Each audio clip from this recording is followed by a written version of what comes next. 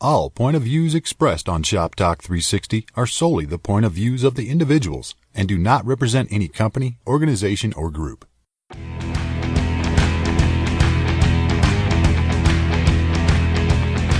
ShopTalk 360, the industry's dedicated platform for commercial design, construction, and facilities.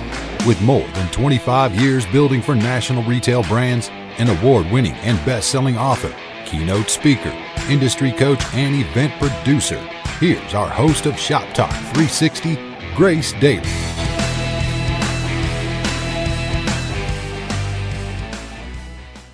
Hey, Shop Talkers, welcome to our podcast show. So excited to have a very dear friend and incredible industry leader join us for our podcast, Greg Carpenter. Greg, how are you? Doing well, Grace. How are you this morning? Okay.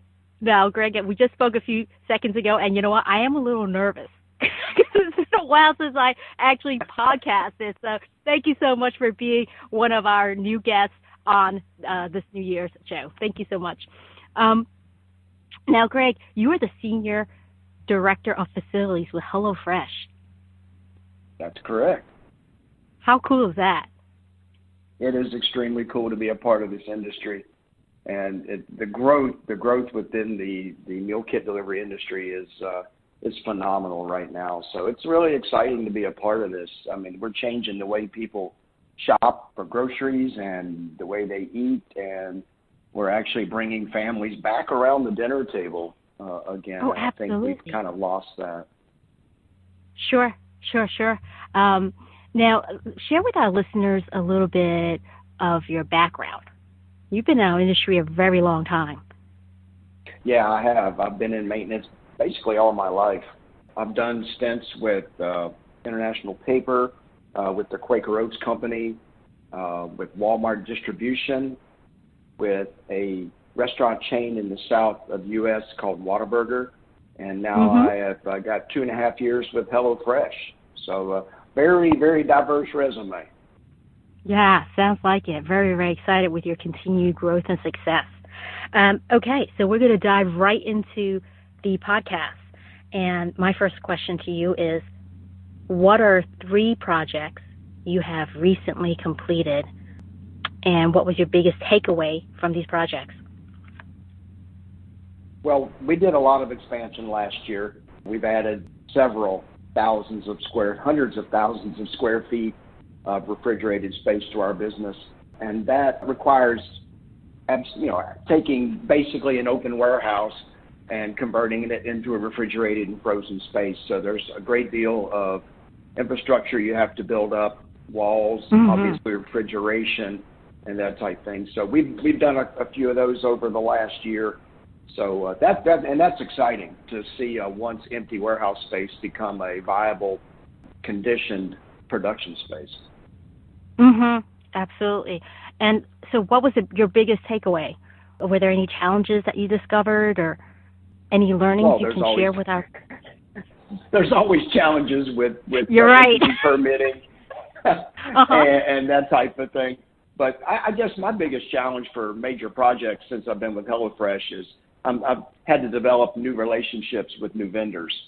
And obviously with my past 10 years each at my 2 previous positions, I had those positions pretty much developed. And coming into HelloFresh with 5 locations across the U.S., you have to develop those relationships with the local vendors and contractors. So that was probably the biggest challenge I had.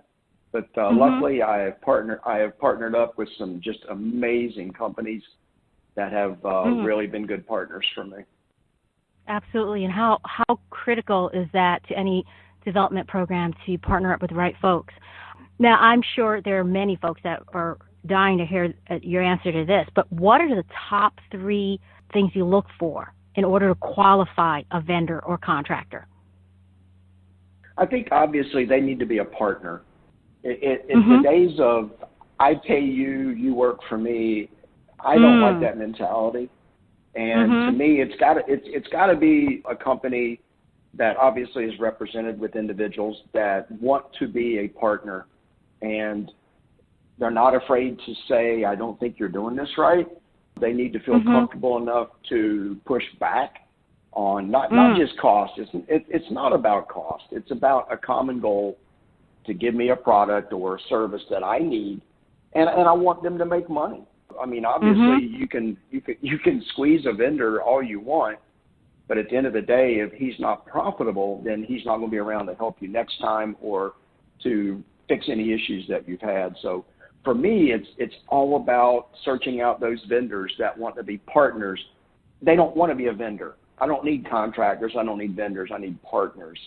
And I think that's the number one thing, Grace, on my to-do list when I have to pre-qualify vendors. Yep. There's definitely, we're looking for long-term partnerships. Do you think most of the industry gets that, or do you feel that we're still more of a commodity-driven mindset? I think it depends on the company, and I'm not going to call names, but some companies want to go low price, low bid. Yep. You know, the joke's always been when you get on an airplane, the airplane is built by the lowest bidder, and you know I always smile when I hear that because I fly every week, so I think about you that do. a lot. I follow you. I think it depends on the company. Luckily, with HelloFresh, I have a lot of leeway to pretty much choose my vendors and do that without a lot of oversight. I don't want to say oversight, but I don't want to say red tape, but I think it depends on the company. I really believe it depends on the company, and some people go low price, and bottom line, that's what you get. Sure, and I ask this question because I'm always about the built environment and the critical factor the built environment plays in terms of brand integrity, in terms of client experience, in terms of employee operations. So it all comes to play. And I don't know as an industry if we actually turned a corner to really recognize, doesn't matter whether we're a retail location, restaurant, hospitality, distribution center, someone is working, playing, living, shopping, dining in our spaces. So I don't know as an industry we actually turned a corner yet. But I think you're right. It does depend on the organization, on the brand. Right. I mean, you can we all want turnkey. We all want turnkey projects. Usually what I have found in my years is when you get the lowest bid, there's going to be add-ons. There's going to be change orders. I think maybe that's not a fair statement to make, but that's what I have felt in the past. The way cost is reduced is services are removed. It's that simple. It's that simple. Whether it's manpower, quality of material, or how much they're going to do for you at the end. So sure, absolutely. Dedicated project manager, dedicated soup. I mean, yep, it all plays into definitely the overall cost of the job. Yeah, and I like your approach, and I wish more leaders in the industry would take that approach, that true partnership approach.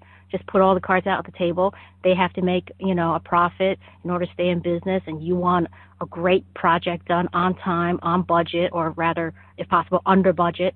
So it's about just clear expectations and communication. Yeah, if the project goes over budget, over time, or has issues, the vendor's not going to be held accountable in your company's eyes. You are. So the vendor is just an extension of you. So if you're not partners with these vendors, then you're basically in the boat alone. Yeah, sure. Now, what trends are you noticing in our industry? Wow. In the meal kit delivery industry, I mean, just the recognition that we're getting. I remember when I started with HelloFresh 2.5 years ago, people had never heard of us. And I would be on the airplanes and in the airports having to explain what we do and what a meal kit is. Now people see the brand when I wear the brand, and they'll immediately come up to you and say, oh my gosh, I've been using you guys, or I've been using X brand. We love the things. We love the convenience and all that. So really, just for me, the trend I'm seeing is the recognition that our space is getting, not just our company, but our entire space. Because it is new, it's relatively new to the U.S. So that, for me, that's probably the most exciting thing, is just to see our business model being seen, accepted, and thriving. That's super cool. And I love what you're doing, how it's changing the way we eat. I mean, you said it great earlier. You mentioned that it's bringing families back to the table. It absolutely is. And that's one of our corporate visions is it's not just about the bottom line. It is putting families back around the table. I mean, when I grew up, we ate dinner every night at 5 o'clock. Everybody was there. Everybody was present. Now this market is bringing people back to that. And that's really exciting because I think that's very important to the family values and the family structure. Yep. And I love the way HelloFresh, that model, actually empowers folks to cook. Because, like, so in the last, decade, or especially more so the last 5 years, there's been all these cooking shows, channels, and all these chefs and all the streaming on all their cooking methods and so on. And so I kind of feel that it's really encouraged a lot of folks to be adventurous and try things. But I love the way it's just packaged up so nicely, and it's got the directions and everything's pre-measured. I mean, it's really teaching folks to be adventurous and to try different things. I think that's awesome. I mean, we all sit and watch Food Channel. I mean, I think that's the channel that's on our television at our house most of the time. They make it look easy. Oh, gosh. They make it look really easy, but how many people have all the spices that they need and the things that they really need in their pantries?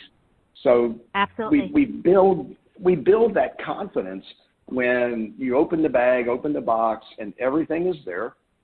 And very detailed instructions, 30 minutes or less, and it makes people both cook things that they never dreamed they could cook, and it also gets people to eat things that they never thought about even beginning to eat, even at a restaurant. So it's really changing the way people look at food and look at cooking. It does make it easy. It seriously does. And I'm a foodie. I love to cook. But it makes you look like a rock star. And I'm the guy that's out there posting on social media going, wow, look what we're having for dinner tonight. If you'd have told me that 3 years ago, I would have told you were crazy. That's great. I love it. Oh, here's an interesting question. What business or career advice would you give your younger 21-year-old self? Oh, wow. Oh, that's a good question. I mean, as I've said, my resume is broad. I've been in a lot of different industries. I think I would tell myself to get as much information on as many things as you can. I think a lot of times now, especially, we tend to zero in on a career target. And I don't want to say we make ourselves one-trick ponies, but I think diversity in your skill set is very important. I mean, I think you need to have an expertise. I definitely believe in that. But having the broad knowledge and the broad experience, at least enough to know what you're looking at, I guess it's kind of hard to explain. But I think we need to be experts in our field, but I think we also need to have a very good working knowledge of the fields that run adjacent to ours. Does that make sense? That makes perfect sense. Absolutely. Very interesting. Now, I'm going to take that same question and just change it up a little bit. What life advice would you give your younger 21-year-old self? Oh, wow. That's a very good question. I think I would tell myself to keep my head on a swivel. There's so much going on around you, and you can learn so much by just watching people and watching what other successful people do and learning from the way they treat other people, the way they treat their business, the way they prioritize their families. I think you emulate the people that you respect and you respect their values, but I think you can also learn from those people that you don't respect. I think you can say, wow, I don't want that to be me, or I don't want to react that way in that situation. So I think I would tell myself to always be looking around and watching relationships and watching how people treat each other and even, workplace or business life or home or family or anything. I think being put on the spot, I think that's what I would do. I think I would tell myself to just keep watching. I love that. If I was Oprah, which I am not, that would be a tweetable moment. I love that. Thank you, Greg. I don't think Oprah has anything on you, Grace. I don't know. Thank you. Okay.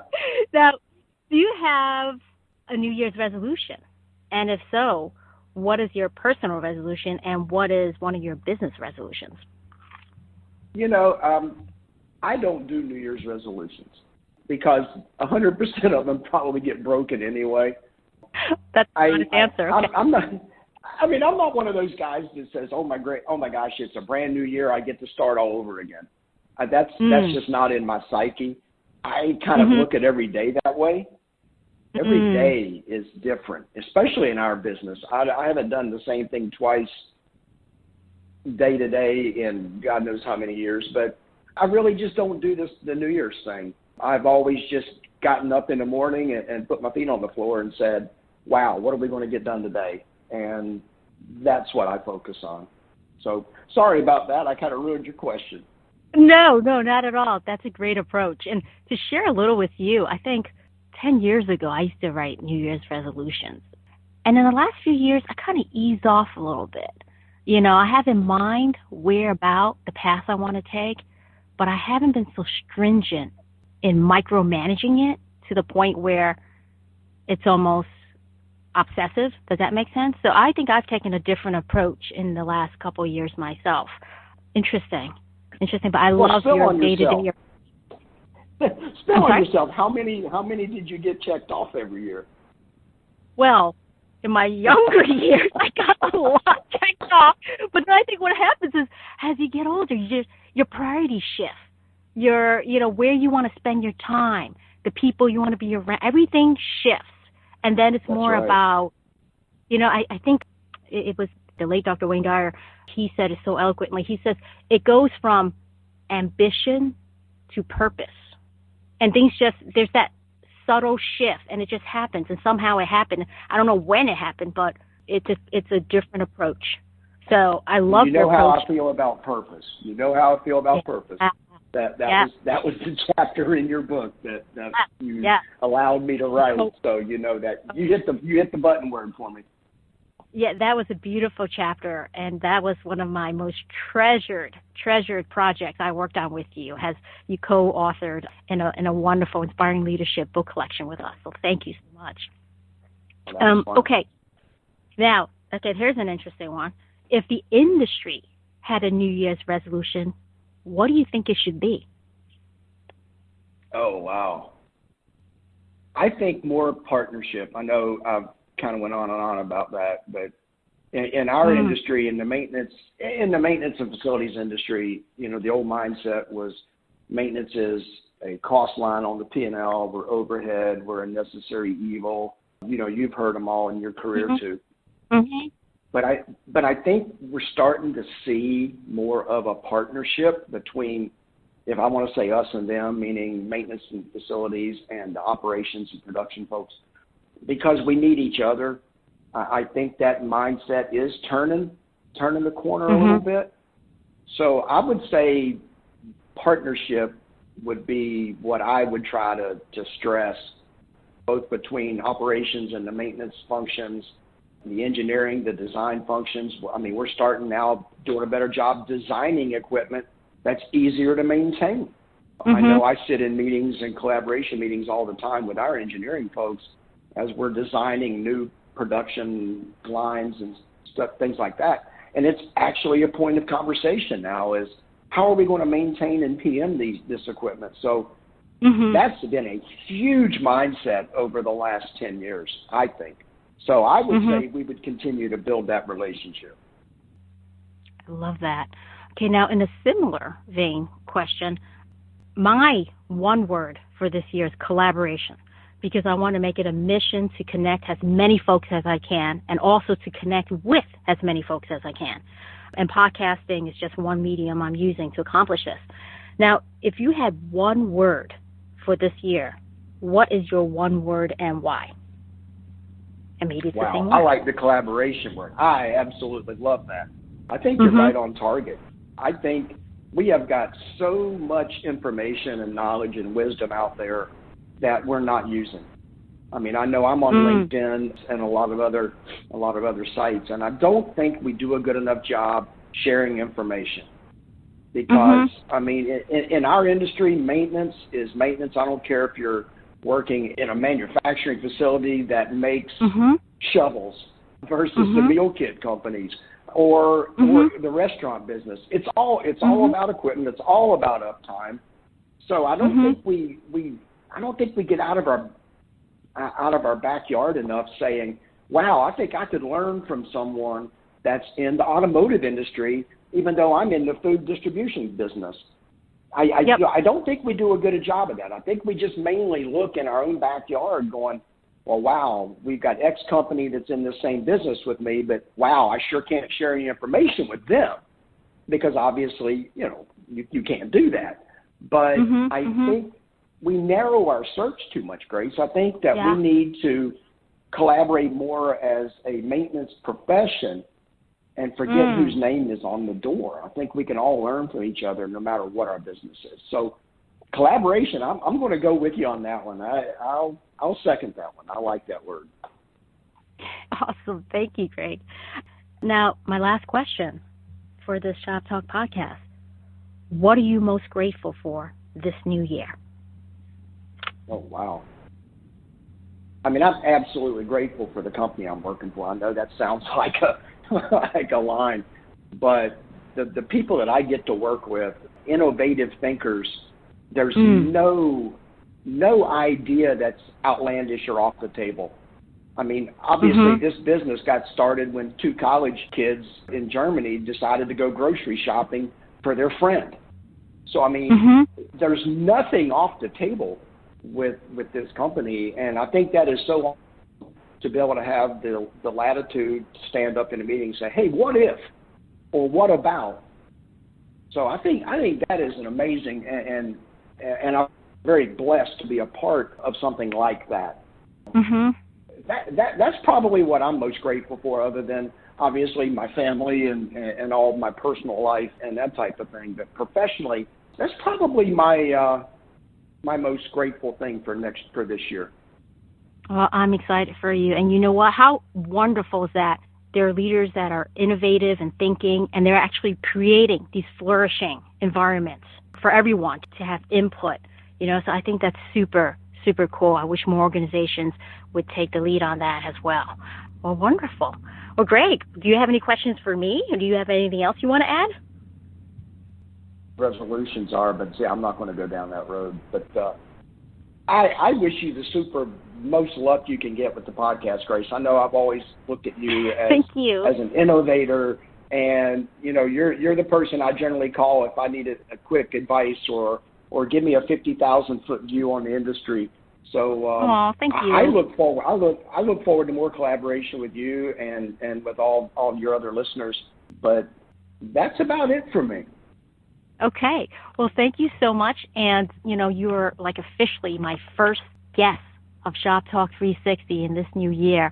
And I am just looking forward to connecting with you again in person on panels and conferences.